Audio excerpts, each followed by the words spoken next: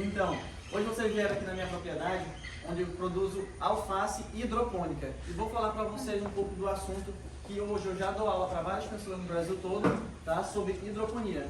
Por isso o nome Mais Hidroponia, que está nas minhas plataformas, tá? Facebook, Instagram, YouTube e por aí vai. O que é a hidroponia? Alguém já teve um contato aqui com a hidroponia? Alguém sabe me dizer mais ou menos o que é a hidroponia? Tem uma ideia?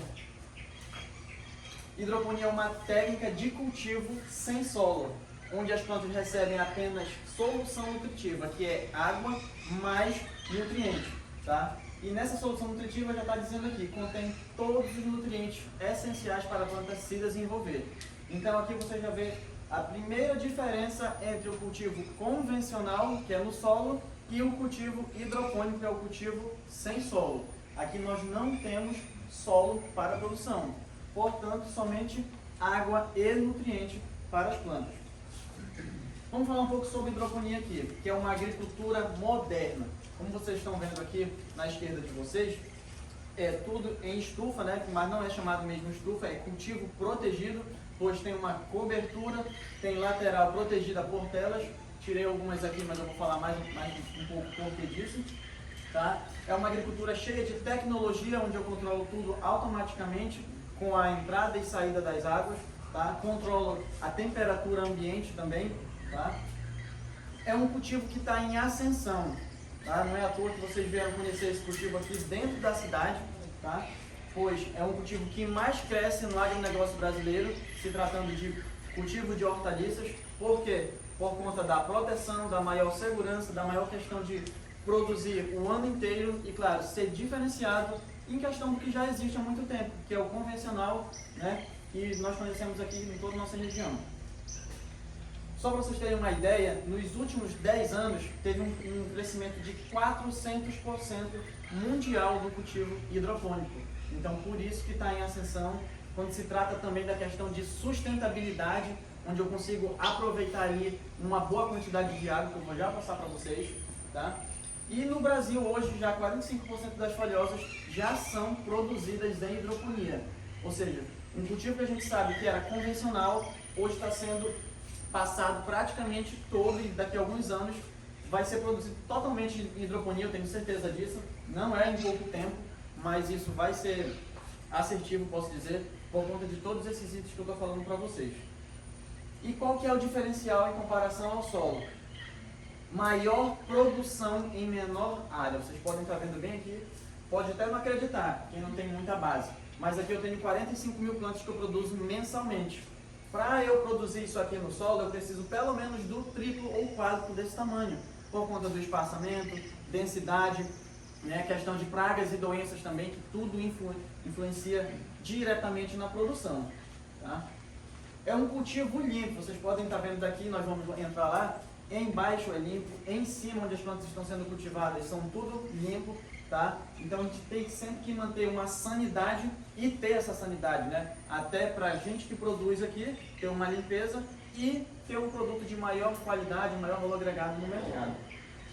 Melhor ergonomia para trabalhar. No solo nós sabemos, principalmente nas hortaliças, que é tudo manual aqui no Brasil, né? Que nós precisamos estar se abaixando o tempo todo para estar colhendo, para estar manejando, limpando, fazendo qualquer coisa, a gente precisa estar usando a coluna para estar se abaixando.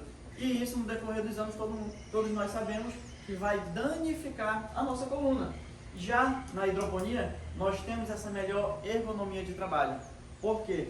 São bancadas suspensas do solo. Aqui no final vocês veem que tem uma parte baixa de 40, 50 centímetros mais ou menos. Vocês vão até se abaixar, mas não tanto como se fosse no solo, fazendo mais esforço e danificando mais a nossa coluna, a nossa postura e a nossa saúde, né? Então aqui é um cultivo, para vocês terem ideia, que hoje muitas pessoas que já são aposentadas, que deixaram o seu trabalho, né, estão migrando para a hidroponia, justamente por conta dessa questão de produção sustentável e ter uma ergonomia para trabalhar, que isso, querendo ou não, influencia muito, e não só o fator produtivo. Uma produção mais acelerada. Por que isso? Como eu citei anteriormente, nós passamos somente nas raízes das plantas aqui água e nutrientes. E todo santo dia eu tenho um aparelhozinho maior um pouco que esse aqui, que é condutivímetro, é o nome dele chamado, tá? E eu meço ali a quantidade de nutrientes que tem. O que acontece? Eu, os colaboradores vão lá e repõem a quantidade de nutrientes que as plantas precisam, independentemente da cultura que seja. Ou seja, se você coloca todo dia nutrição e água, que é o que as plantas precisam, e faz um manejo de pragas e doenças correto, a produção é muito mais acelerada, praticamente 40% ali, em comparação com o cultivo convencional. Tá? Ó, no solo, uma alface, por exemplo, tá? Que é o que eu mais produzo aqui, é de 60 a 70 dias, desde o semeio até a colheita desse produto. Já na hidroponia, do início ao fim, dependendo da variedade também, é de 30 a 45 dias. Por que isso? Só passa água e nutriente e o manejo é todo diferenciado e, claro, a questão de ser protegido também influencia diretamente nisso aí. Como eu já falei, somente água e nutrientes para as plantas. Por isso que a agilidade nessa questão produtiva. Tudo é controlado. Diariamente ou semanalmente, quando se trata do pH, a gente usa os aparelhos que a gente vai medir a nutrição, a temperatura da água, nós vamos medir a temperatura ambiente, nós vamos medir o pH para ver se realmente está ok, para que a gente possa ter um ótimo desenvolvimento de nossas culturas. Qual é o diferencial, falando um pouco do solo e agora da hidroponia também? É um cultivo protegido, como eu já falei, diferente do solo, né? Claro, no cultivo do solo tem produções de cultivo protegido também, mas hidroponia praticamente 100% deve ser e é protegida, tá? Produção anual, justamente por conta dessa produção, dessa proteção lateral, desse controle todo também. E com isso, por conta dessa produção anual do cultivo ser protegido, a gente consegue diminuir ou até eliminar a questão do uso de defensivos químicos, que é o que mais a gente bate nas teclas hoje, tá? Inclusive já deixo uma para vocês aí, que vocês, para quem está se formando agora, para quem está começando, estudem, batem bem na tecla da questão de defensivos biológicos. É o futuro que já está forte no presente e é algo que a gente está trabalhando direto aqui e bem melhorado por conta dessa questão de uso de defensivos químicos, né? Tem muito essa questão mal vista também pela sociedade, né? Mas cabe a nós, agrônomos, mudar essa realidade e, portanto, o ideal é que vocês estudem o que é tendência. E eu já digo logo para vocês, produtos biológicos, tá? Manejo de pragas e doenças com produtos biológicos ou naturais também. Até para grandes culturas, os defensivos biológicos estão sendo muito usados hoje, por conta disso aí. Controle de pragas e doenças maior, por conta dessa proteção. Numa produção no solo, por exemplo, nós temos lá, seja qualquer cultura, né? Ali está suscetível a pragas, a roedores, a insetos, a fungos e bactérias, muito mais intensificadamente que na hidroponia, por conta dessa proteção e do manejo diferenciado também. Até outro detalhe muito importante, a questão da sanidade. A sanidade, quando tem um local limpo, fica mais difícil para roedores e outros tipos de pragas entrarem no sistema. Então, tudo isso aí tem esse diferencial.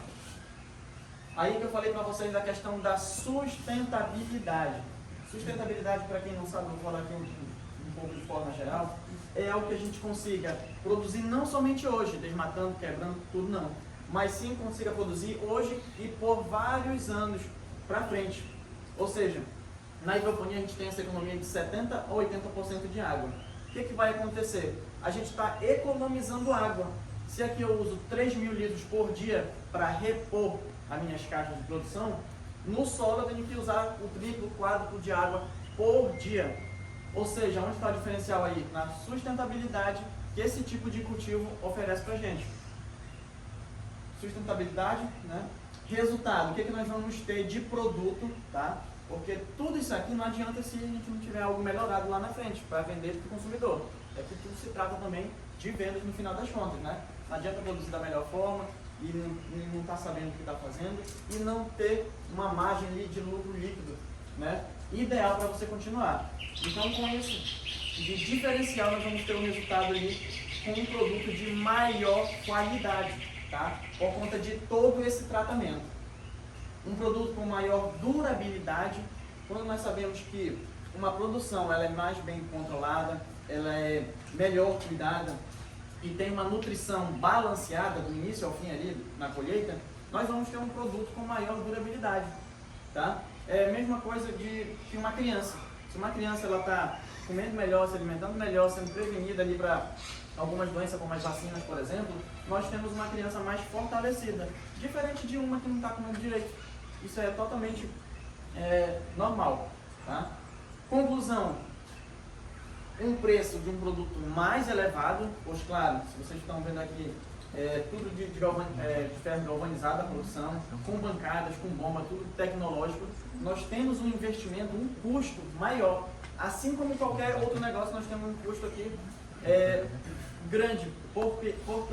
Porque tem muita tecnologia empregada, tá? Tem que ter uma mão de obra mais qualificada também.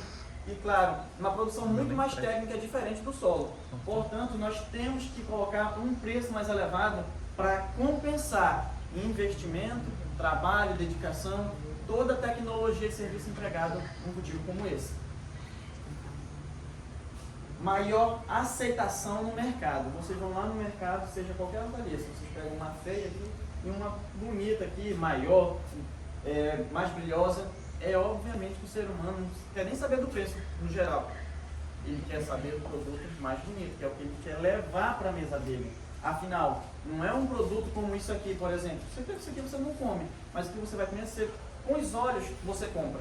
Portanto, um produto como esse aqui, mais limpo, que tem uma maior durabilidade, todos esses pequenos detalhes, pode até parecer pequeno, como eu estou dizendo, mas é o que muda para uma lanchonete, para um restaurante, para um supermercado que quer um produto muito melhor. Então tudo isso tem essa diferença. Ou seja, com isso nós temos um retorno muito mais rápido de um investimento, quando nós colocamos todas essas técnicas, todas essas práticas empregadas num negócio como a hidroponia. E o que é que eu posso cultivar em hidroponia, Mário? Falou, mas o que é que realmente eu posso cultivar em hidroponia? É tudo? É só alface? É só isso, só aquilo? Vamos lá ver. Praticamente tudo a gente pode cultivar em hidroponia, para vocês terem uma ideia. Todo tipo de hortaliças, tá? Tomate, melancia, e vamos passar aqui, ó. Folhosas são as que mais são cultivadas, tá? E aqui eu coloquei para vocês, em primeiro lugar, a alface. Por que a alface? A alface é a terceira hortaliça do Brasil de maior produção e a primeira, tá, mais consumida, só para vocês terem uma ideia. Em primeiro lugar, tá a hortaliça de fruta ali, que é a melancia e o tomate, tá? E depois vem a alface em produção, só para vocês terem uma ideia. Então, logicamente, se a gente tem algo que é mais vendido, que é mais usado pelo consumidor, se tiver mercado para isso, após a pesquisa de mercado, você vai entrar em algo que seja rentável economicamente. Aí vem a rúcula, couve, coentro, cebolinha, agrião, tá? Aí plantas da nossa região como jambu também, salsa, espinafre, hortelã, entre vários outros. Tudo praticamente que você quiser produzir na hidroponia, você consegue produzir. Mas é lógico que se você for produzir por hobby, aí uma coisa, você pode produzir qualquer coisa. Mas se você for investir comercialmente nisso aqui, não necessariamente desse tamanho, pode ser menor, mas se for comercialmente, a gente sempre tem que pensar no quê? Numa pesquisa de mercado, numa logística, no planejamento de negócio. Nada se faz sem um planejamento de negócio. Eu falo muito isso aqui porque depois que eu errei em outras fontes de investimento, no agronegócio também, eu não fiz várias coisas e é o que eu faço hoje para as pessoas investirem de forma correta, planejada. Faça primeiro uma pesquisa de mercado, caso vocês queiram investir em algo como isso aqui, tá? Então, tudo tem esses detalhes e a gente vai saber mais também. E o que é que eu preciso para começar a cultivar a hidroponia, seja de pequena ou grande escala? É praticamente a mesma coisa para pequena ou grande escala. Local para a estufa, que é o cultivo protegido, tá?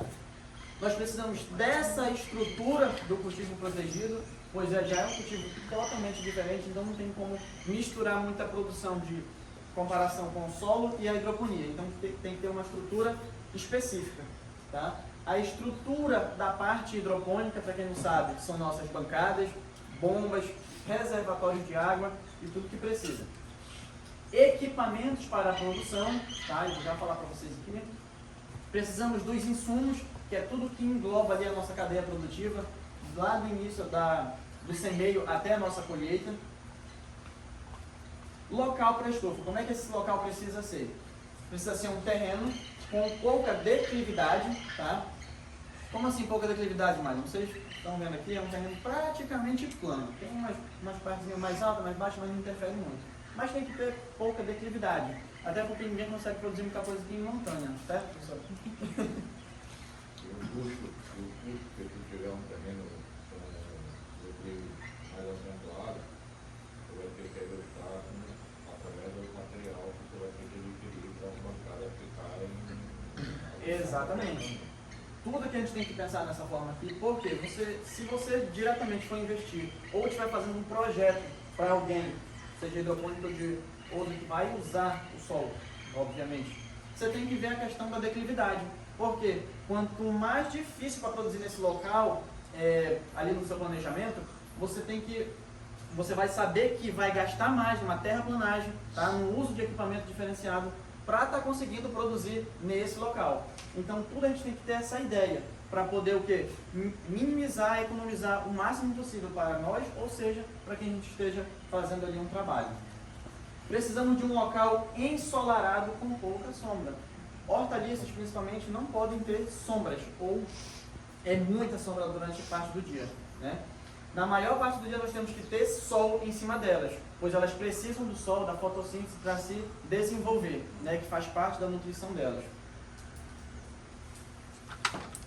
Água no local. Nós precisamos de uma fonte de água, seja de rio, igarapé, poço artesiano, semi-artesiano, o que seja.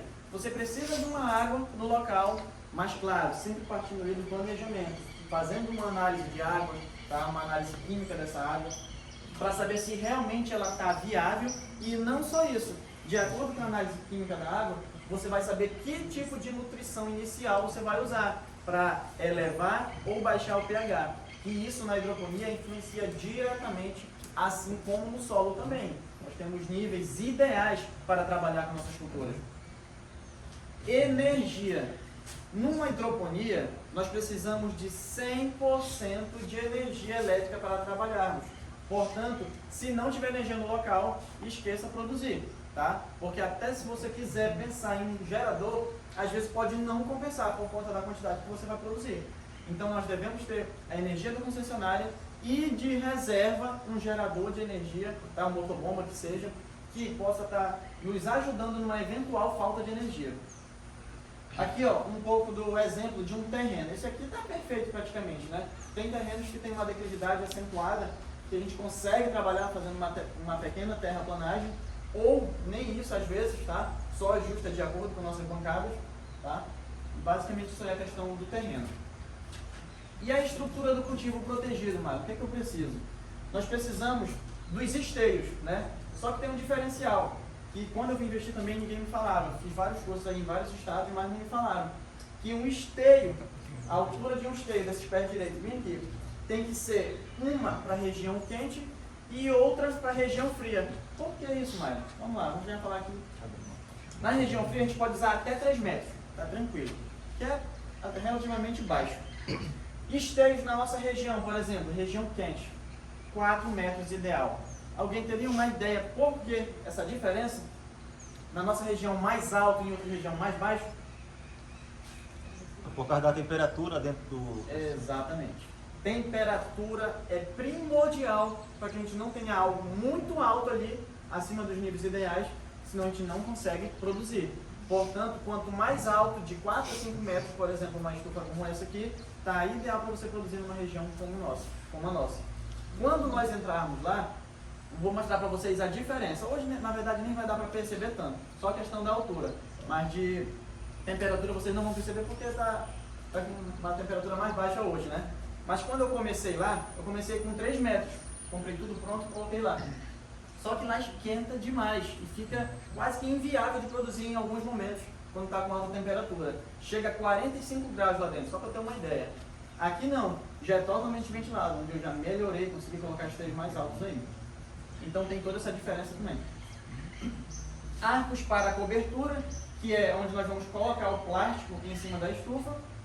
tá? Um plástico difusor, que pode ser azul ou leitoso, são os dois principais do mercado, tá? Para que a gente usa na hidroponia. E o ideal é de 150 micras, nem mais nem menos. Quando é menos, ele se acaba muito rápido, dentro de 2, 3 anos. Tá? O de 150 micras dura 5 anos, 6 em média. E um de 200 micras, principalmente em local que tem muita ventania, quando vem um vento forte ali, o que ele faz? O plástico é tão resistente de uma forma que o vento leva estrutura com tudo, empena tudo.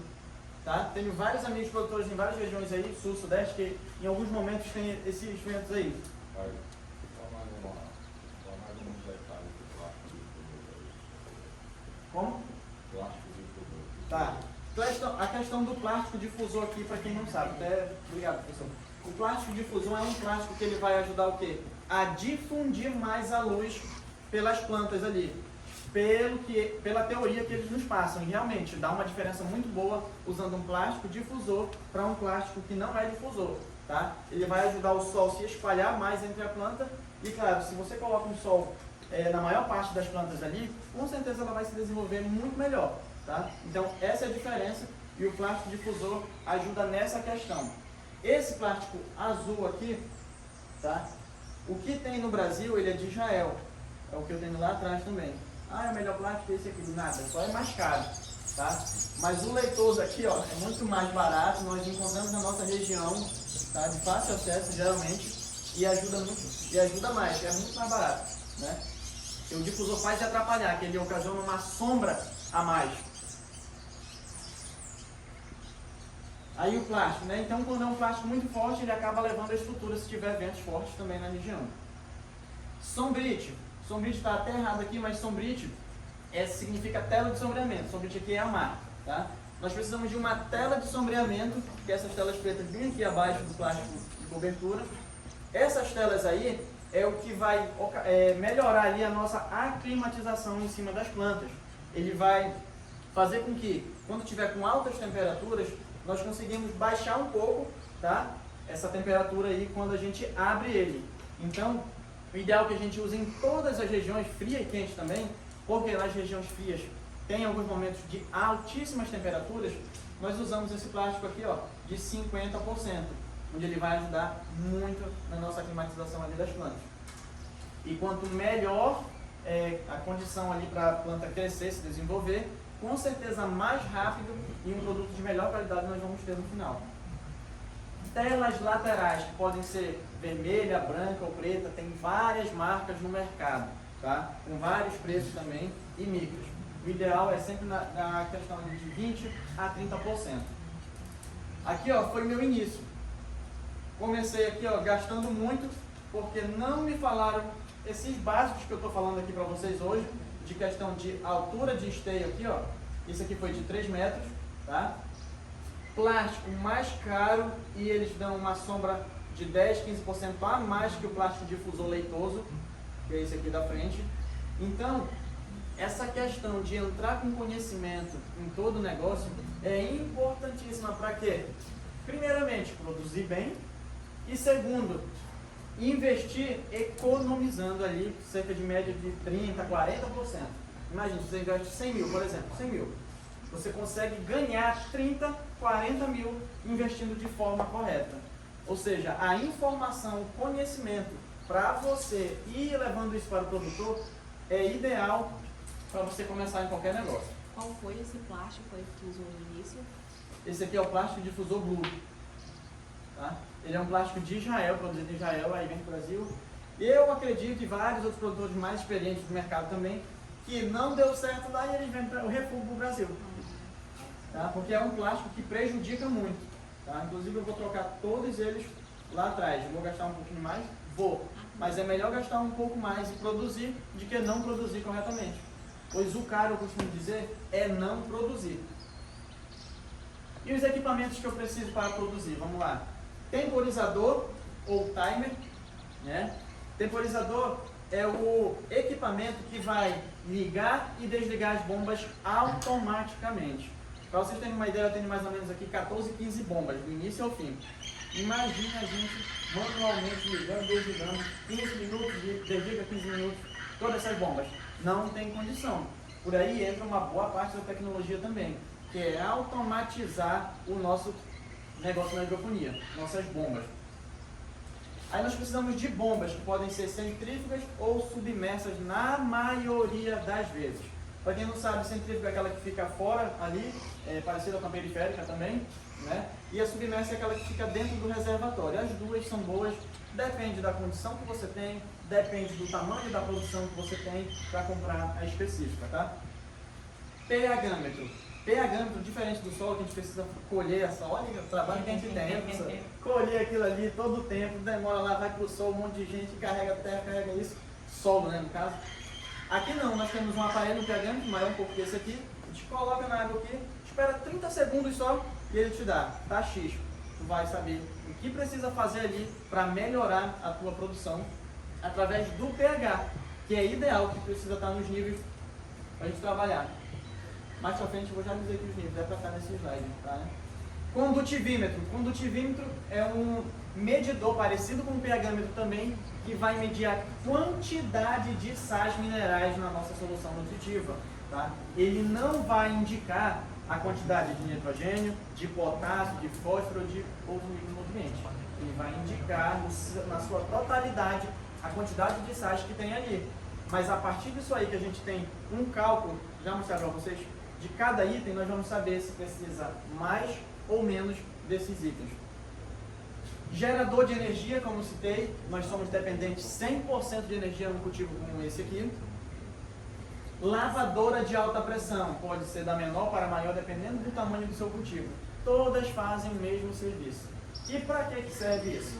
A lavadora de alta pressão vai servir simplesmente para a gente manter a limpeza no nosso sistema, das nossas tubulações. Tá? A limpeza num sistema como esse aqui, às vezes é até mais importante que um cultivo convencional. Tá? Não que o cultivo convencional não seja importante, é muito importante a limpeza. Mas a limpeza aqui, por que ela é um pouco mais importante? Porque da mesma maneira que nós temos um ambiente propício, ideal para a gente produzir as nossas plantas, nós temos um ambiente propício também para a entrada de pragas e doenças. Um ambiente que a gente consegue concentrar ali um pouco de calor e umidade por conta da nossa proteção de cobertura. Então isso vai interferir diretamente ali na questão das pragas e doenças, tá? Influenciar. Pulverizador. Pulverizador pode ser uma bomba ou um equipamento para fazer a pulverização de defensivos, de fertilizantes, caso precise, nas nossas plantas. Caixa d'água.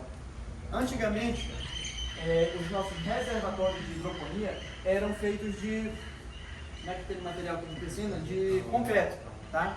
Mas aquele material ali foi estudado e na prática também, ele vai segurar ali mais algas, que é aquele lodo, aquela alga verde, né? E isso influencia nas questões de patógenos, de raízes. Então o que acontece? Para ser mais barato e de melhor produção, hoje geralmente se produz em caixa d'água, tá? Equipamentos. Tá. Aqui, ó, para quem não conhece, aqui é um temporizador. Esse da esquerda bem aqui é um analógico, tá? E esse aqui é digital. A diferença é que um a gente programa de uma forma e outro de outra forma, tá? A diferença é que esse aqui é muito melhor que esse aqui. Esse aqui dá problema muito fácil, independentemente da marca. Já testei vários, mas esse da esquerda aqui, além dele ser mais fácil de se programar, ele tem uma maior durabilidade e maiores programações. 24 horas aqui, ó. Aqui, se não me engano, é 12 ou 13 horas somente. Não sei porquê, mas no geral é assim.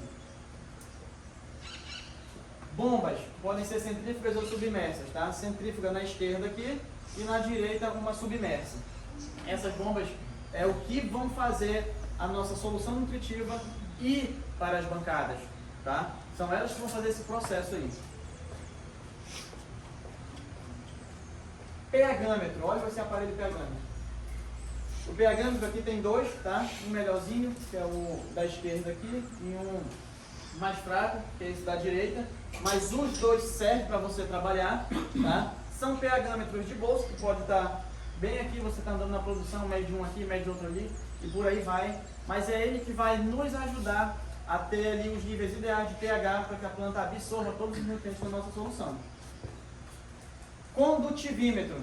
é o aparelho que vai medir, como eu falei, os sais minerais dentro do nosso cultivo. Gerador de energia, tá? Pode ser do maior para o menor também. Esse aqui é um gerador pequeno, a gasolina. E pode ser gasolina ou diesel também, dependendo do tamanho da produção de vocês. Não adianta você ter uma produção desse tamanho, que não é nem tão grande, mas também não é tão pequena, e ter um gerador pequeno como esse. Já tem que ter um gerador maior, específico para esse tipo de produção.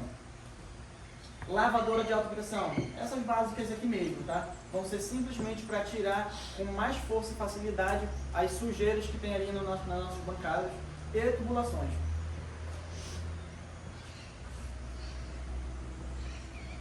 Pulverizador, do mais simples ao melhor, já para uma produção como essa aqui. Tem produções que já tem pulverizadores mecanizados, não, rapaz. A combustão, né? Que são muito melhores, mais potentes. Aí depende também do tamanho da produção. Caixa d'água, simples, tá? Essas caixas d'água aqui é o que a gente encontra em todo o mercado aí. Elas que nós vamos colocar água e nutrientes. E a estrutura aqui da parte hidropônica, que são os perfis para hidroponia. Hoje no mercado nós vamos ter basicamente ali 3 tipos de itens que a gente pode estar produzindo, que é o quê? Colocar nossas plantas em cima dessas bancadas. Que pode ser do material de PVC, polipropileno, que é um tipo de plástico mais específico para a produção, tá? Que ele tem uma camada preta por dentro para diminuir a quantidade de algas, que isso vai influenciar diretamente ali na questão de pragas também e doenças. E a telha de fibrocimento, que eu vou mostrar muito isso na prática para vocês hoje, que eu saí aqui do polipropileno, que é algo muito mais caro e próprio, como eles falam, mas por esquentar muito, principalmente na nossa região, aqui de altas temperaturas, eu optei pela telha de fibrocimento, que você consegue ter uma boa sanidade, uma ótima produção em qualidade de produto final, tá? E claro, muito mais barato que produzir ali com o polipropileno. Então são alternativas que após a gente estudar, começar um investimento desse, nós vamos melhorando ao longo do tempo. É por isso que eu comecei com 1.200 metros quadrados mais ou menos, hoje eu estou com 3.500 e o restante é todo de telha de fibrocimento, que é essas aqui na frente que vocês podem estar vendo. E a espessura, vamos lá. Quando se trata aqui de tubos como o PVC e o polipropileno, nós temos ali uma estrutura de berçário, que é as fases iniciais de mudas, de 50 milímetros. Tá? E na fase final, tubos de 75 milímetros, ou seja, são tubos maiores para colocar ali as nossas plantas. E os pés para a bancada? Pode ser de madeira, de plástico ou de ferro. Os pés para a bancada são como essa mesa aqui, são os pés que vão sustentar nossas bancadas. E pode ser, dependendo da sua condição, da sua região, da disponibilidade, da logística desse material, você vai estar comprando ali madeira, plástico ou ferro. Tá? E como que funciona o básico ali no geral da estrutura da bancada? Vamos lá. Nós temos aqui, ó, primeiramente a bancada em cima, ó, que é toda essa parte aqui, tá? Que pode ser de tubo, PVC, polipropileno ou as bancadas de telha. O que acontece? Aqui nós temos o nosso reservatório, tá? Com uma bomba, que no caso aqui é uma submersa posta dentro da caixa. Ela vai levar essa solução nutritiva para o início, para a parte mais alta das nossas bancadas, e vai cair água aqui, ó, do início até o fim. No final nós temos um dreno coletor. Esse dreno coletor é um tubo, melhor dizendo, que vai receber essa água, uma calha, né, coletora, e vai estar devolvendo através do cubo aqui, do tubo, para o nosso reservatório. É aí onde a gente economiza 70% a 80% de água no cultivo, tá? Manejo do cultivo. A altura das bancadas, tá? A média é de 1 metro, depende da ergonomia também. Se eu sou uma pessoa muito baixinha, eu tenho que baixar um pouco mais para eu conseguir colher, trabalhar ali, manejar da melhor forma. Mas se eu for uma pessoa alta e for eu que vai trabalhar ali, eu posso fazer de 1,20 m, 1,5 m, sem problema algum, tá? Mas entendendo que tem que ser bancadas suspensas do solo. Comprimento dessas bancadas, qual que é o ideal? Tá? O ideal é até 12 metros. Isso vai depender do tamanho do terreno, do dimensionamento que você está fazendo ali, dependendo da disponibilidade do local que você tem. Mas em comprimento elas podem ser até 12 metros. Por que 12 metros? Aqui na verdade é 14 metros, falta editar isso aqui, tá? Até 14 metros, que são os que eu tenho aqui. Passando disso, em altas temperaturas, aquela solução nutritiva que vai vir lá do início, ela vai esquentar. E quando ela esquentar, ela vai ocasionar aí problemas fúngicos e bacterianos para as nossas raízes. Portanto, se você aumenta demais, você pode ali estar com inviabilidade na produção no decorrer do tempo, tá? Por conta da alta temperatura. Largura das bancadas pode ser na média ali de 1,80, tá? 1,80, como eu disse, depende da ergonomia. Se uma pessoa baixa, ela não vai conseguir colher até a metade de um lado aqui, tá? Ergonomia depende disso que eu falei. Declividade da bancada, tá? Declividade, para quem não sabe, é quando a gente se fala da queda, tá? Da altura mais alta para a altura mais baixa, que precisa de ser de 4 a 8%. E a diferença aí tá na questão de ser região fria ou quente também. Outro detalhe, numa região quente como a nossa, quanto maior essa declividade, melhor. Para quê? Para essa solução nutritiva passar mais rápido possível e voltar ali resfriando o sistema com as raízes. Já numa região fria, que não tem muitos problemas de altas temperaturas, na maior parte do tempo, nós podemos ter uma declividade menor, sem problema. Mesa de germinação. Quando nós semeamos as nossas plantas no substrato, a gente leva ela para uma mesa de germinação, onde nós vamos colocar já nutrientes. Então essa mesa de germinação tem na média do cultivo grande, do maior para o menor, a média de 1 por 1, tá? Ou 1 por 1,5, desculpa. Tá? É um tamanho quadrado, vou mostrar para vocês ali, quadrado praticamente. É algo só para a gente colocar nossas bandejas lá de produção. Distância entre os furos do berçário. 10 por 10, que é a questão de onde nós vamos colocar nossas mudinhas ali logo na fase inicial, tá? Distância entre os furos já aqui na fase final, a média de 25 por 25, independentemente da cultura. Claro que a maioria das culturas são plantas maiores, a gente usa isso aqui. Mas se tratando de plantas menores, a gente pode diminuir isso aí pela metade, tá? 12,5 por 12,5, sem problema algum, mas depende da cultura. Aqui, como eu falei para vocês, mesa de germinação aqui, tá? Aqui o berçário, que é a segunda fase, onde nós vamos deixar nossas mudas crescendo. E após isso nós vamos levar aqui para essas fases da direita aqui, que estão aqui na frente, que é a fase final, onde elas vão crescer ali do início até a colheita, do início da fase de mudas. Os insumos que nós precisamos para produzir são basicamente o substrato, tá? Que tem como o melhor ali a fibra do coco não, perdão, a espuma fenólica, pois é algo bem limpo, é um material inerte, ou seja, sem nutrição ou com baixíssima nutrição, onde nós vamos estar colocando ali a nossa semente para produzir. Aí nós precisamos das bandejas para o substrato, da semeadora, dependendo da cultura, tem umas que tem essa semeadora, outras não tem, tá? Alface, rúcula, por exemplo, coentro tem semeadora para elas, o restante é muito difícil encontrar. Embalagem, que faz parte dos insumos para a gente colocar a nossa produção. Basquetas, que é o material, aquelas caixas que nós vamos estar levando da nossa produção até o mercado, e isso é 100% preciso. Aqui em Santarém, quando eu comecei a planejar isso aqui, eu ia lá na feira do Mercadão para ver como é que era o negócio. Rapaz do céu. Pense, o pessoal leva dentro do carro de qualquer jeito, não tem NT.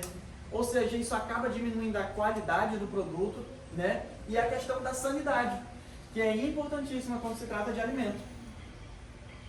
Substrato, aqui ó, é a espuma fenólica, tá? Material inerte. Outro material que nós temos aqui é a vermiculita, que pode ser da mais grossa a mais fina.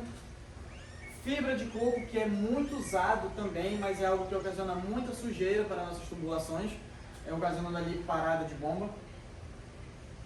As bandejas para colocar substrato podem ser desse tipo aqui, ou desse tipo aqui que eu uso. No caso, essa esquerda aqui é mais para substratos, né, parecidos ali com o solo. Já essa daqui a gente coloca a espuma fenólica mesmo. Vou mostrar para vocês. Semeadora, tá? Isso aqui a gente usa para alface. E tem a semeadora para rúcula também e coentro. As embalagens você pode estar começando, dependendo da condição, com a mais simples, tá? Para uma personalizada também. Aqui tem dois tipos, que são cônicas, mas não são personalizadas. Basquetas são essas caixas que nós vamos levar no nosso item. E essas basquetas, como todos os equipamentos aqui, tem sempre que estar higienizado para manter essa limpeza, manter essa sanidade do seu negócio. E o processo de produção? Semear, primeiro item, tá? Após o semeio, a gente vai levar para uma casa escura ou local escuro que seja, simplesmente para quebrar ali a questão, a semente rachar e começar a nascer. E quando ela racha a semente, a gente já leva lá para a nossa mesa de germinação, que é a primeira fase. Na casa escura, ela fica de 24 a 48 horas. Aqui, nós produzimos ela com 36 horas. Tá? Colocamos no local escuro que seja, que pode ser um freezer ou uma geladeira desligado mesmo, sem problema, ou um TNT em cima, dentro de isopor que seja, só para a semente rachar. E nós colocamos aqui, deixamos em 26 horas. Mesa de germinação, que é aquela mesa que eu mostrei, vou mostrar pessoalmente para vocês, que ela fica ali a muda de 5 a 10 dias. Berçário, que é a fase intermediária da produção, e fica de 5 a 10 dias também. E a fase final, que é a última fase até a colheita, que fica de 20 a 30 dias. Por que de 5 a 10 e de 20 a 30? Depende da cultura que você está produzindo, depende da pressa que você tem para vender esse mercado e se esse produto já está no ponto. Então, tudo influencia nisso aí. Então, a média de produção dessas culturas aí é de 30 a 45 dias, dependendo da, da variedade, tá? Dependendo da cultura, dependendo de todos esses itens que eu falei para vocês. E a nutrição, Maia? Nós precisamos, assim como no solo, dos macronutrientes, tá? E no geral, nitrogênio, fósforo e potássio, tá? E aqui na minha produção eu uso o 10, 9 e 28, que é a quantidade do nitrogênio, do fósforo e do potássio, ok?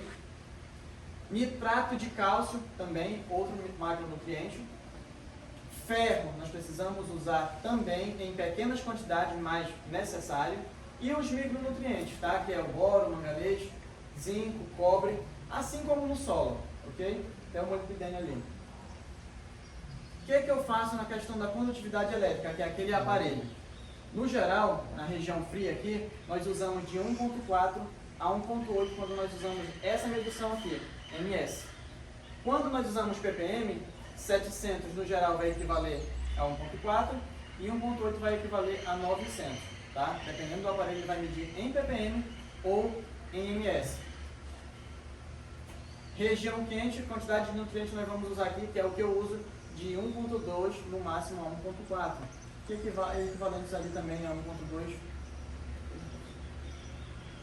1.2 equivale a 600 e o 700 equivale ali a 1.4. O que acontece? Por que essa diferença? Quando a gente está em região fria, nós podemos aumentar essa nutrição, que são sais, tá? E não vai danificar as nossas plantas, tá? Já na região quente aqui, se a gente aumentar muito, vai queimar a raiz por conta da alta temperatura com sais. É a mesma coisa que pegar um NPK, um MAP, e for colocar lá no solo, com alta temperatura, vai queimar a planta, se colocar próximo dela ali, tá? E aqui é diretamente na raiz, então nós temos que ter esse cuidado aqui. pH da água, no geral, de 5,5 até 7 ainda vai, tá? Passando desses níveis ideais, você já vai ter nutriente ali na solução, mas não vai estar sendo absorvido pela planta. Ou seja, não adianta eu estar colocando a nutrição toda balanceada ali e o pH está desregulado. Eu não vou conseguir que as plantas consigam absorver esses nutrientes corretamente. E é isso aí. Obrigado a todos. O básico da hidroponia. Estou aberto a perguntas, tá? Podem ficar à vontade para perguntarem o que quiserem em relação à hidroponia. Mas eu tô com uma pergunta aqui. Se tiver que a estufa, ela tem um ciclo, né, de água, vai para o sistema e volta. Essa água, ela tem um determinado tempo para ser trocada? Tá. Essa água aqui, dependendo da nutrição que você usa, do manejo que você usa, você pode usar na média de 1 até 5, 6 meses, sem trocar essa mesma solução nutritiva e descartar ela, no caso, tá? Aqui eu consigo usar com o meu manejo 3, 4 meses sem problema algum, porque ao longo do tempo eu fui aprendendo a usar corretamente esses sais, reaproveitando, complementando via foliar alguma nutrição que eu já sei o que falta. Por exemplo, potássio, que é consumido em maior quantidade pela planta. Eu sei que às vezes a solução está 3, 4 meses ali, vai dar uma queima de borda, já começou a dar. Eu vou lá e complemento via foliar. Aí eu descarto aquela solução. Tá? Pode ficar à vontade. Vou fazer outra aqui. Pode falar. Caso eu tenha uma produção dessa aí, mas eu não tenho um gerador, uma falta de energia, tem um determinado tempo que Tem. possa aguentar? Como é? Funciona? 30 a 40 minutos com altas temperaturas, tu perde tudo. Simplesmente isso só. Então o ideal é sempre começar de forma mais segura possível, tá? Para se sair desse Aqui exemplo. tu utiliza a energia da concessionária?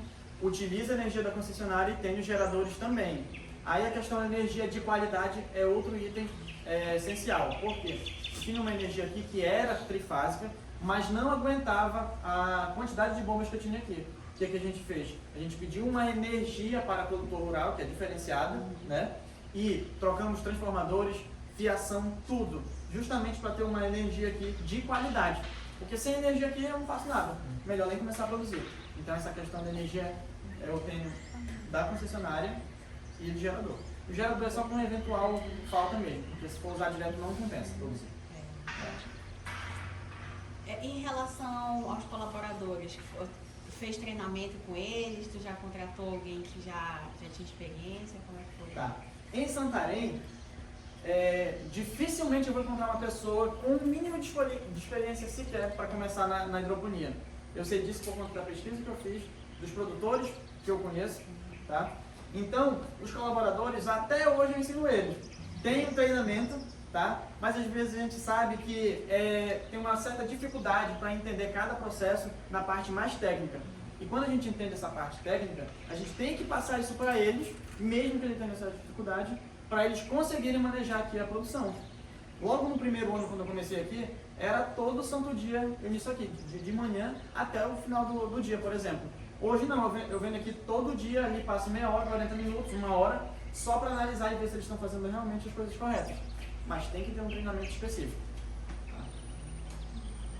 São 3 colaboradores aqui dentro. Às vezes os 3 eu pergunto algo, sei não. E às vezes não entra na cabeça, mas é normal isso. E em relação ao monitoramento, por exemplo, porque é 24 horas aí a automação, né? Isso. E se tiver algum problema no período da noite, quem é acionado aí? Tá. No período da noite aqui, não preciso ligar nada. Porque já passou o dia todinho recebendo água e nutrientes nas plantas. De noite eu desligo tudo, tá? Nem tanto para economizar energia, mas porque eu não preciso mais colocar nada à noite ali, tá? A diferença entre eu estar colocando 24 horas rodando, não tem muita essa diferença no final da produção. Tu já fez esse teste aqui também? Já. Eu deixo ligado na maior parte do dia direto, e isso dá diferença. Porque sol, que é a energia, né, para que a planta precisa, e solução nutritiva, aí a planta dispara, é muito rápido. Eu ganho 5, 6 dias aí na produção. Então de noite eu não preciso de nada aqui. Mas durante o dia é 100% do ano fechado com gente aqui. Não pode faltar. Não pode faltar, porque uma entrada de ar aí, por exemplo, aqui na frente eu tenho uma bomba de 1 CV e meio que eu coloco 8.000 plantas. Imagine faltar energia aí. Já perdi tudo. Né? É muita planta. Só aqui na frente. E o resto, tem que estar monitorando direto. A cada 30 minutos ali, a cada 2, 3 horas, eles dão uma volta em tudo para ver se não está tendo entrada de ar, se algum bico injetor de água ali não está entupido, justamente para não ter essa perda.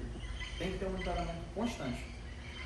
E essa parte de manutenção, os colaboradores já trabalham também quando necessário, ou tu chama alguém específico? Essa parte de manutenção em quê? Das bombas. Das bombas. Ah não, aí as bombas pode esquecer. As bombas tem que mandar para um técnico. Porque aqui ali é normal de toda a produção, são bombas que são usadas 24 horas praticamente, né? 12 horas por dia, posso dizer. Aqui ali dá algum problema, queima, alguma coisa, tem que mandar para alguém que entenda disso aí. Mas aí tu tem de reserva, né? Outras bombas? Sempre. Tudo aqui tu tem que ter reserva.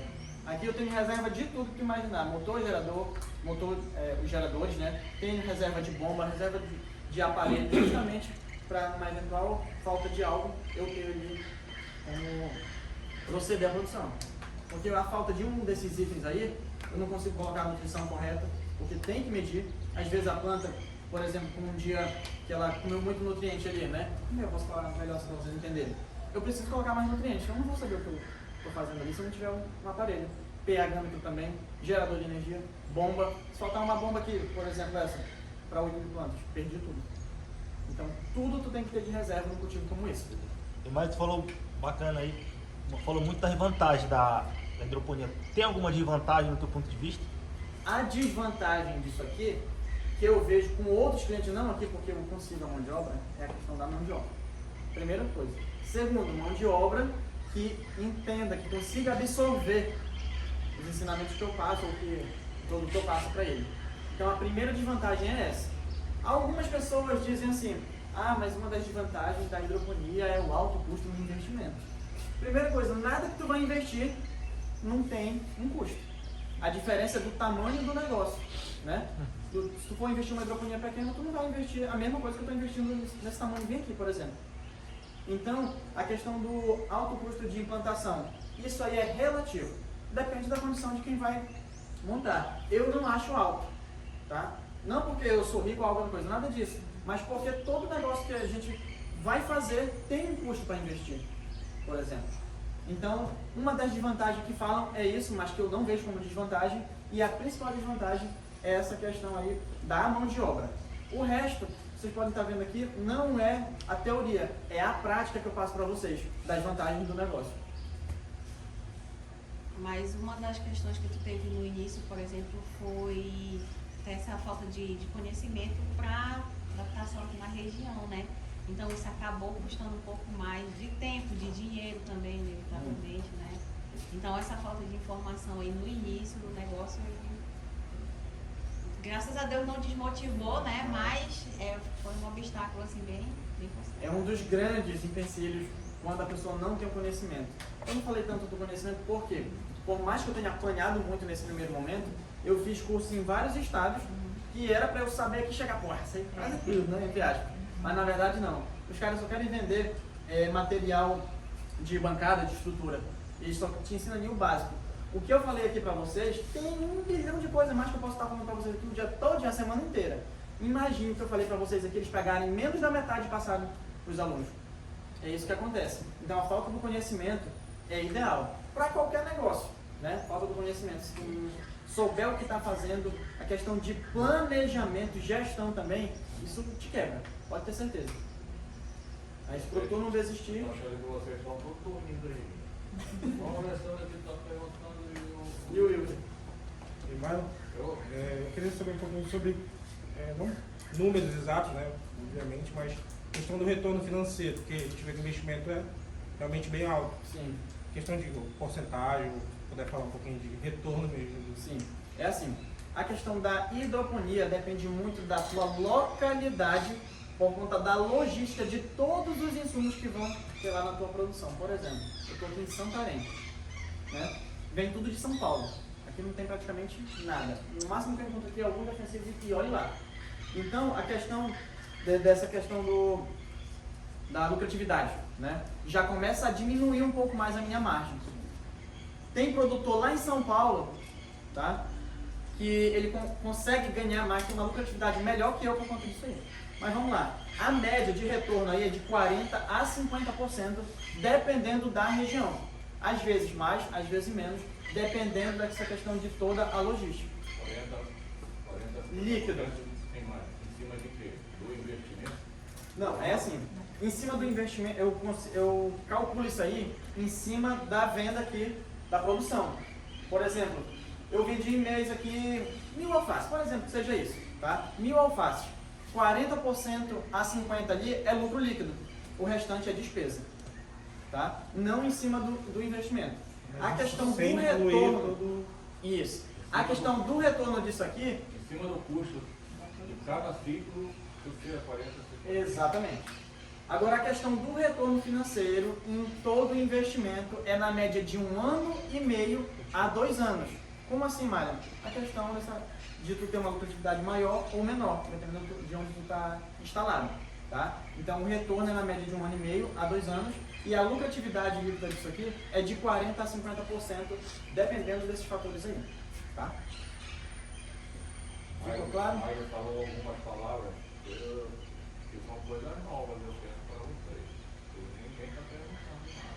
Eu acredito que vocês estão ouvindo. Nada sobre a produção hidropônica e a produção no solo.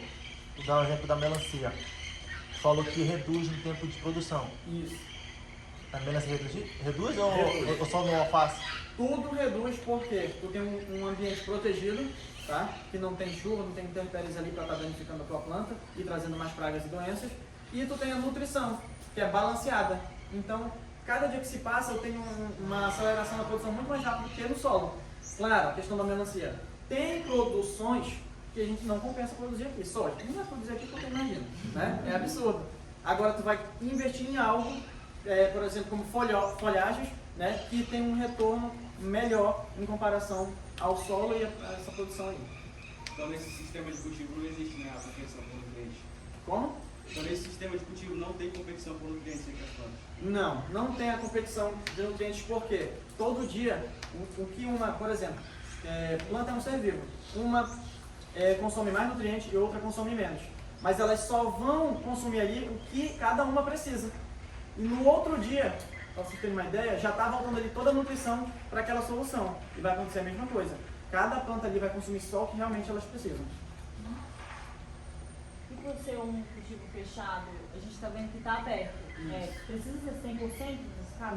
Não precisa ser 100% fechado. O que vai dizer se eu tenho que deixar isso 100% fechado ou não?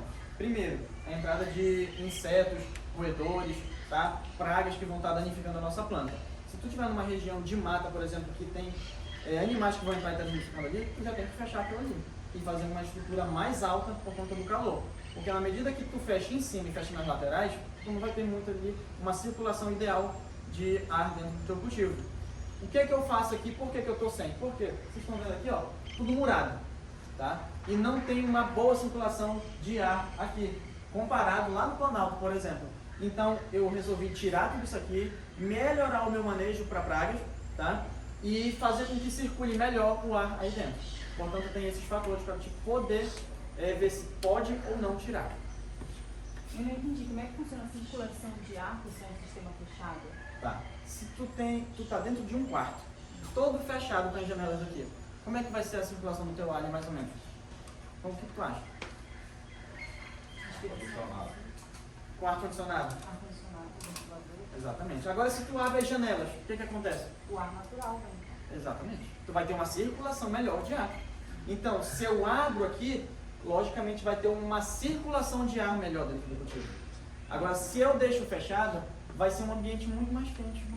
Porque não vai ter essa circulação e vai estar sendo prejudicial para as plantas. Entendeu agora? Em relação a pragas e doenças, tem uma que tu bate na tecla aí todo dia pra Tem. tirar fora? É assim, depois que a gente aprende a fazer o manejo correto e quando a gente entende que tem um tipo de praga que ela vai estar sempre prejudicando a gente vai fazer um manejo preventivo, que é o que eu faço hoje. Trabalho mais com prevenção. De 20 dias para frente, mais ou menos, eu não preciso aplicar mais nada, porque eu faço essa prevenção.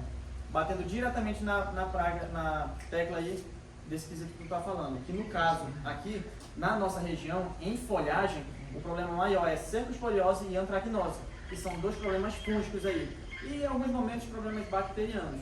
Por quê? Nosso clima é quente e úmido, favorável para esses dois tipos de problema, fúngico e bacteriano. Então é isso que eu bato mais. O resto é tranquilo, quase que não aparece. Tá? Então, sabendo disso, eu já trabalho batendo na tecla desde o começo, preventivamente. Aqui é poço artesiano, né? Isso. Aqui a escolha da área foi estratégica, porque aqui ali é área alagada, né? Então fica Isso. mais fácil tu fazer um curso. É assim, essa área aqui, a nossa família tem mais de 50 anos. Tá? Aí é do meu pai agora. E por que a gente escolheu aqui? Primeiro, logística. Se eu estiver lá, daqui 10, 15 quilômetros, vai mudar toda a questão. A minha lucratividade já vai diminuir. Além de eu estar trazendo isso lá não sei de onde, ela vai diminuir porque eu tenho que gastar combustível a mais, peça de carro a mais que a gente põe na ponta do lápis para fazer isso aí. Então, primeira coisa do local, nós já tínhamos. Tua condição. Eu sempre falo, começa com o que tu tem, faz o melhor que tu pode. A gente já tinha um terreno, a gente começou. Questão da área alagada. Desse muro, mais um pouco dali, tinha um campo bem aqui que já era a parte alta. Mas para lá era tudo alagado, média de 40, 50, 60 centímetros, dependendo do local. A gente colocou 400 carradas de aterro aí, justamente para melhorar a nossa produção, senão ia ser inviável produzir no alagado, né? Daquele muro lá de trás, branco, 80 metros para frente tem um igarapé, que já está quase praticamente assoreado, mas tem um igarapé, só para ter uma ideia. Aqui, há 50, 60 anos atrás, passava igarapé também. Que é vermiculita? Então, pergunta porque já sabe, né, professor? Eu não sei se o Will que perguntou, ele falou de qual a principal praga, foi isso que ele perguntou? Primeiro Qual que é a primeira vermiculita? minha pergunta. Pode responder o professor Cláudio, não sei se É um material que traz uma pedra, né, que ele é capaz de absorver 5 vezes mais água do seu tamanho. Pede ajuda do pessoal. Pede ajuda para os universitários. Ó, o André falou. Ele é usado muito para fazer muda, né, porque ali ajuda a absorver água, não precisa estar molhando todo o tempo. A vermiculita, na maioria das suas vezes, primeiro, ela é um substrato, assim como a fibra de coco ou a espuma fenólica, onde nós vamos estar semeando as nossas plantas ali para que ela tenha o seu crescimento. Tá? É um material, como ele falou, que ele ajuda a reter água e justamente é um material, na sua maioria das vezes, inerte, tá? Sem nutrição alguma ou com baixíssima nutrição, e que ajuda a gente a desenvolver nossas plantas dentro ali nas nossas bandejas e após isso ir para o nosso cultivo, seja solo ou hidropônico. Porque Eu tu. vou aprender aí com a professora Alessandra, que eu já passei a bola para ela. Que existem 2 tipos de argilas principais. Argilas do tipo 1:1 e argilas do tipo 2:1. A vermiculita, ela está diretamente ligada às argilas 2:1. Por quê?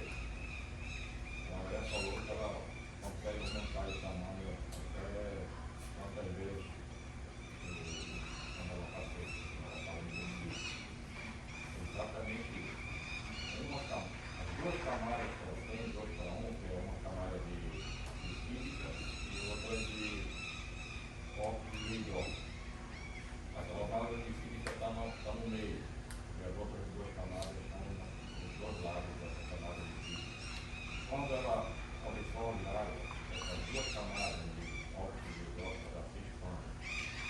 E por isso ela é muito utilizada para aproveitar essa característica dela, e ela é barata, não é muito cara para esse tipo de material, é utilizada para esse tipo de serviço jardinário e para várias outras coisas. Por que tu prefere a espuma fenólica? É antes que eu esqueça a minha pergunta. É que eu não sei se eu não prestei atenção, mas qual que é a principal praga aqui no teu alface, na tua cultura da alface? Antracnose e cercosporiose, que são 2 problemas fúngicos. São fungos, né? Isso. Tá? Por conta da umidade. Faz de maneira biológica ou Biológico. Preventivamente. A questão do estolamento, uma vez eu vi que folhosa tem muito isso. Tu enfrenta muito aí? Não mais. Tá? Só lá no plástico de trás ainda, porque eu estou mudando toda a estrutura que foi errada, estou gastando muito até hoje, vendo a melhor forma, né? Mas do meio ali do cultivo, do segundo módulo, que é ali do meio, para cá não tem mais a questão do estilamento. Por quê? Tem a questão do manejo e do espaçamento ali entre plantas. Tá? Essas plantas, se estiverem muito adensadas, elas vão procurar o quê? Sol. Então elas vão fazer o quê? Se esticar, que é estiolar. Né? Aí tem esse problema. Mas eu não tenho mais isso aqui. Qual era o espaçamento antes do perfil que ocasionava o estiolamento? Era 25, tá? Entre plantas, e entre tubos apenas 14 mais ou menos. 14, 13. Que foi o que eles me venderam pronto já. E atualmente tu está utilizando 25 por 25? 25 por 25, que é o ideal. 25 por 25 não é muito e nem pouco. A planta chega até o final com um ótimo porte e não estiola. E claro, tem a questão do manejo também. Por exemplo, nublado. O nublado, aqui a gente tem 4, 5, 6 meses direto de chuva aí, ou então quando está chovendo está nublado. O que vai acontecer? As plantas vão querer estiolar porque elas vão procurar o sol. que eu faço no meu manejo? Tem um tipo de aminoácido, que é extrato de algas natural, orgânico, né, que eu uso para que as plantas consigam absorver mais nutrientes da solução nutritiva. Isso vai fazer com que elas não estiolem. Porque se eu não usar esse produto junto com as minhas outras aplicações, que é um produto orgânico, a planta vai procurar sol e estiolar. Agora, se ela consegue absorver na solução nutritiva mais nutrientes do que ela já absorve, vai complementar a falta do sol, que no caso são os dias consecutivos nublados. Então, a questão do ocorre manejo essa também. aplicação desses aminoácidos? Oi? Como ocorre a aplicação? Como- Via solução, para pegar direto na raiz, e via foliar também. Eu faço tudo junto. E aí, se eu não fizer isso aí, as plantas estiolam. Nos invernos passados, aqui essas plantas estavam tudo estioladas, não estavam baixinhas ali, ó. Elas vão crescendo baixinhas, bem compactas. Antigamente não, ficavam todas procurando o sol. Você poderia falar dessa questão da logística? Você só atende Santarém ou atende os municípios? Tá, eu atendo aqui 99,999% Santarém. Tem alguns municípios que teriam esse produto em Oriximiná e Óbidos. Aí eu mando para 2 supermercados. Mas eu procuro atender só em Santarém para melhorar a minha logística e ter, como eu até falei para o professor Conde mais cedo, ter contratos fechados. Porque se tu fica igual barata tonta indo atrás de venda aqui, outro ali, tu vai gastar muito mais e não vai ter uma clientela certa no teu portfólio ali. Tem que ter foco, né? Tem que ter foco. Até para formar tem que ter foco. Né? Tem que ter foco em tudo. Foco no que tu vai produzir, foco no que tu vai vender, para quem tu vai vender, todos esses itens aí. Porque cada item desse, querendo ou não, se tu deixa ele mais enfraquecido, vai diminuir a tua rentabilidade. Né? Às vezes fica até inviável de produzir. Mário falou uma outra coisa que eu não vi no papel. Falou que o conduto divino mede a quantidade de sal. Por que mede sal? Você vai- O que são sais? O que são sais? A minha pergunta, eu não quero certeza que muitos de vocês não podem responder. Eu quero chamar a atenção para a disciplina de Química Agrícola. Química geral e analítica. Vocês têm que ser chamados, como é uma disciplina atualmente EAD, eu que ministrava essa disciplina depois da professora Rosicléia, vocês têm que perguntar se o professor vai mencionar isso para eles fazerem essa diferença para vocês. Aqueles que são mais antigos, como o Maio, né, tem que saber isso, que é uma das coisas mais importantes para um agrônomo. Professor, eu posso dar exemplo do gado, por exemplo. Ele deposita sais através da sua urina. Talvez eu responda a pergunta fazendo outra pergunta, né? É um exemplo de sais? O cocô do gado, por exemplo, ele está liberando sais através da sua... acho que da... Todos nós, inclusive nós humanos, quando vamos fazer xixi, estamos liberando Liberando sais no sais. corpo. Os animais também. Tá? O problema é que as plantas, é isso que eu quero chamar a atenção para vocês, elas não absorvem base e não absorvem lá. Não absorvem sais. O que são os sais? É isso que vocês têm que procurar entender melhor. Juntando um ácido e uma base vai formar o quê? Vai formar um sal a maioria das vezes. A planta absorve nitrogênio direto, com exceção das leguminosas, que não são as plantas que absorvem direto, são os rizóbios que fazem isso, mas nenhuma planta absorve os elementos puros diretamente. Todos os elementos são uma forma de sais. Todos. Então, por isso que ele usa o condutivíneo para marcar quantos microfilmes, que é aquele MSzinho que ele mandou lá, que é o gás, né? Que você pode usar o aparelho, configurar o aparelho para medir também o ppm, e uma tabela de conversão, ele já sabe que tem tantos ppm daquela solução ali. E como o Mário bem falou, isso não impede de ele estar analisando essa solução dele para saber o que tem de nitrogênio, de fósforo, potássio, cálcio, ferro, molibdênio. É fundamental. Uma coisa que o professor Wagner falou eu até digo para vocês por conta do que eu já passei, que eu estou quase me formando, é a questão de pergunta, gente. Vocês têm que perguntar, eu era igual vocês, assim, não pergunta, é preciso não pergunta, já sabe, realmente, mas não sabe. Aí É questão depois, da vergonha. aí depois na sala eles estão, professor, e por que tal coisa, né? Eu digo, poxa, você não estava lá na visita que nem eu também, né? Exatamente. Teve uma aula prática lá na Ulepagos, nós, eu, o Alessandro, o Sr. Daniel, e até um pouco do nosso diretor, o Celso, que nos tornou exatamente isso. Bem, a hora de perguntar é agora, porque na hora que você estiver sozinho numa batalha, e quem vai dizer para você pode derrubar você porque tem o lugar de vocês. Então, eu tenho que aproveitar agora, não tem vergonha, ninguém nasce sabendo das coisas. Ninguém nasce sabendo. E a pergunta é um dos princípios da sabedoria. Então, portanto, perguntem, questionem por que a planta é verde, por que ela está mais assim, por que ela não está, por que isso. Só assim vocês vão entender, vai entrar na cabeça de vocês. Isso é do subconsciente nosso. Quando a gente pergunta e entende aquela resposta, vocês dificilmente vão esquecer daquilo. Foi isso que eu aprendi e faço isso aqui. Por isso que eu consigo gravar as coisas aqui mais facilmente que, por exemplo, alguns colaboradores. Porque ele só passa aqui, ó, como vocês estão fazendo. Passa aqui e sai aqui. Do que vai adiantar, né, para a profissão de vocês? Pra nada. Que nem o Will que eu estava perguntando aqui, será que o pessoal sabe o que é estiolado? O que é uma planta estiolada? Se o Mário não respondesse, eu ia pedir para o Wilkes fazer a explicação. Né? Mas deixa eu voltar para a minha pergunta. Entre a vermiculita e a espuma fenólica, por que tu utiliza a espuma Tá. fenólica? Tem as três principais, que é a vermiculita, a espuma fenólica e a fibra de coco. Por que eu uso a espuma? Primeiro, limpeza. Eu gosto de tudo bem limpo aqui, para ficar mais fácil de produzir. Né?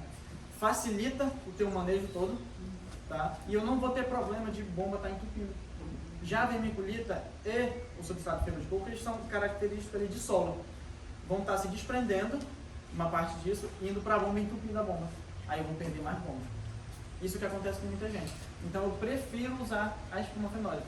Até porque o preço dá um pelo outro praticamente. Aí compra em quantidade e fica bom. Olha, eu queria que falasse um pouquinho mais sobre a questão da sala escura, o ambiente escuro que coloca. Sim. Por que e como acontece esse processo? Tá. Eu tenho uma semente que ela é peletizada. Essa semente peletizada ela já vem com um revestimento que eu não precisaria, entre aspas, colocar no escuro. Mas eu coloco no escuro para eu deixar o mais uniforme e uma melhor germinação dessas plantas. Elas precisam daquele escuro ali, com umidade no início, para rachar. Quando uma semente racha, ela vai emergir ali para ter o seu desenvolvimento. Portanto, a fase escura é a fase ali onde nós vamos estar ocasionando isso. Fazer com que a semente rache para se desenvolver. Vale também para as outras folhosas ou só com o alface? Praticamente todas as folhosas precisam disso aí, no momento da germinação delas. Não só folhosa, praticamente. Todas as culturas.